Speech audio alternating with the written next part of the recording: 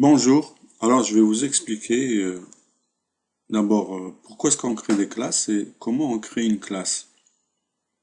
Alors l'exemple de classe que je vais donner, c'est le déplacement d'un objet et cet objet doit tourner en même temps. Donc je vais créer une classe d'objet qui tourne et ensuite dans mon fichier FLA, j'utiliserai cette classe. Donc on va d'abord commencer par écrire la classe. Donc, je vais faire create new action script file et je vais donc commencer par écrire ma classe. Alors, package, ça c'est le répertoire normalement où doit se trouver la classe. Si je mets pas de nom après package, ça veut dire que le fichier de la classe se trouve dans le même répertoire que le fichier FLA. Ensuite, donc, on va écrire la classe, on ouvre une accolade et on va d'abord importer les classes nécessaires. Alors, les classes dont on a besoin, ce sont les classes Flash Display Movie Clip, parce que ça va être des animations. Point virgule. Ensuite, on a besoin de la classe du gestionnaire d'événements, flash.events. Event, point virgule. Et ensuite, on va donc définir le nom de notre classe. D'abord, on la déclare, public class. Et le nom qu'on va lui donner, c'est tournante, puisque ça va être des objets qui tournent. Et cette classe, elle étend, c'est-à-dire, c'est une extension de la classe MovieClip. Alors, cette classe, on l'a définie ainsi. J'ouvre l'accolade et je déclare les variables de cette classe. La première variable, c'est public var, alors c'est v. Alors, v, qu'est-ce que c'est? C'est tout simplement la vitesse de rotation des objets de cette classe, puisque c'est des objets qui vont tourner, donc ils vont tourner de v pixels par frame.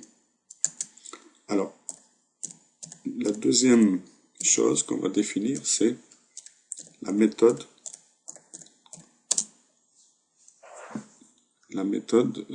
ou fonction, puisque dans ActionScript 3.0, les méthodes sont des fonctions.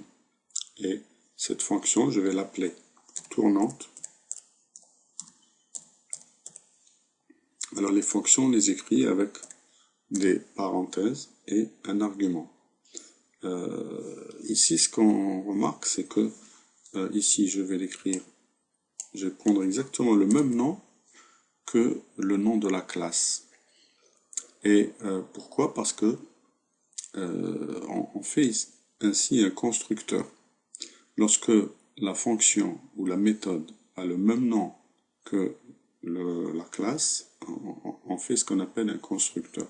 C'est une méthode avec qui a un argument, ou plusieurs arguments aussi, ça dépend. Alors, la fonction, on va la définir. Alors aussi, c'est entre accolades. Et cette fonction, qu'est-ce qu'elle fait? On utilise un gestionnaire d'événements, add event listener, et ce gestionnaire d'événements, il a comme argument event.enter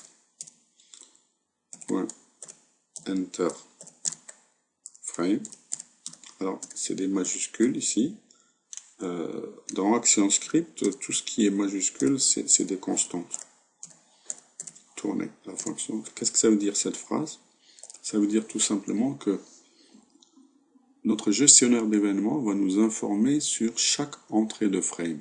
À chaque fois que l'événement interframe a lieu, et bien sûr il a lieu à chaque entrée de frame, comme son nom l'indique, eh bien ActionScript va appliquer la fonction tourner.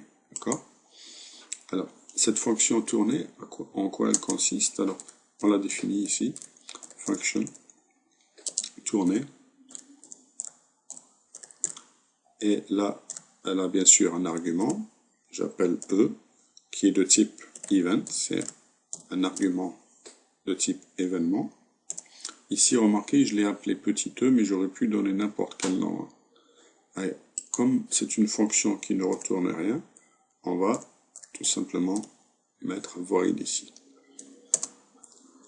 Alors, il faut la définir aussi, cette fonction, donc on écrit, pardon, je vais la mettre. Moi, je préfère mettre les accolades de début après le mot fonction, pas sur la même ligne comme on le fait d'habitude, et vous allez comprendre tout à l'heure pourquoi.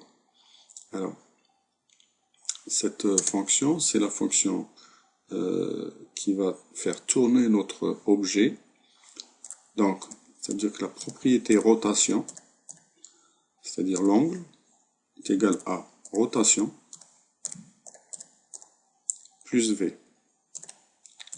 Ça, tout simplement, ce qu'on a fait, c'est à chaque frame, notre angle de rotation va être incrémenté d'une quantité plus V, d'une quantité V, qui est la vitesse donc de rotation V pixels par frame. D'accord? Je ferme mon accolade. Et vous voyez, l'accolade fermante se place automatiquement au-dessus de l'accolade ouvrante. Ici, vous voyez? Ça, c'est l'accolade ouvrante, l'accolade fermante. Alors, et là, maintenant, je n'ai plus à chercher combien j'ai d'accolades. J'ai qu'à faire plusieurs accolades de suite. Entrée. Encore une autre accolade de suite. Et je le fais jusqu'à ce que j'arrive à la dernière accolade. Vous voyez, normalement, voilà. Celle-ci, elle correspond à celle-là. Celle-ci, elle correspond à celle-ci. Celle-ci, elle correspond à celle-ci. Et celle-ci correspond à celle-là. Donc, ça, c'est une méthode beaucoup plus intéressante pour placer les accolades. Vous ne risquez pas d'en oublier. Alors, ça y est, j'ai fini ma classe. Alors, je vais l'enregistrer. File, save as. Alors, bien sûr, il faut lui donner le nom de la classe tournante. Et ActionScript va lui donner une extension .as. Je l'enregistre. Alors, maintenant, je vais écrire mon fichier principal. Donc, je vais faire File, New, et je vais prendre ici Flash File, ActionScript 3.0. Je vais ouvrir mon panneau Action, et j'écris mon fichier. Bon, peut-être avant d'écrire le fichier, je vais insérer le symbole qu'on va déplacer, qu'on va animer. Alors, insert new symbol, et puisque c'est un rectangle qu'on va dessiner, donc je vais l'appeler rectangle. Et bien sûr, il faut le lier à ActionScript ici. Donc, il faut cocher ça veut dire qu'on va le manipuler avec ActionScript. Et le nom de la classe ici, ActionScript nous propose un nom par défaut qui est le nom qu'on a donné au symbole, mais nous, ici, il faut lui donner le nom de notre classe tournante qu'on vient de créer. OK. Et il nous propose de créer un chemin pour cette classe, puisque c'est une classe qui n'existe pas dans ActionScript, c'est une classe que nous, on a créée. Donc, on met OK, et on dessine notre symbole, petit rectangle, voilà. Et ensuite, on passe de nouveau, on sort du mode édition du symbole, et on va donc maintenant écrire notre fichier FL1. Alors, on doit d'abord importer notre classe, importe donc tournante. Ensuite,